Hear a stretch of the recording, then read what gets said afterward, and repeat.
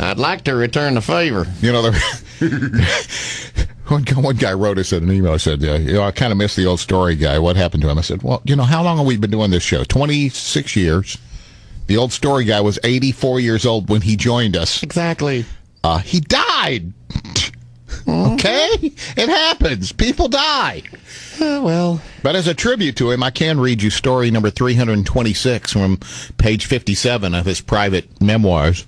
That's nice. He had many a story. We should publish that someday. We should, because you probably remember this one. Woman was in a coma. And when story guy would tell the story, he'd name that woman. What was her name? It usually... Trixie. Trixie was always the name of the woman. She'd been in a coma for months, and nurses were giving her a bed bath. You know the kind I'm talking about. Sponge bath? Yeah.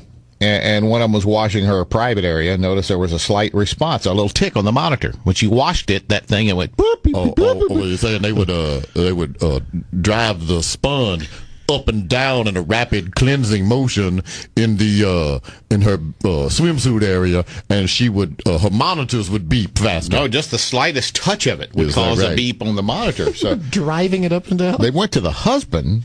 And they explained to him what happened and said, look, dude, as crazy as this sounds, maybe if you give her a little, oral hum-hum, we pull her out of this coma. So the doctor suggests oral stimulation might be something that would help. Take her out of the coma.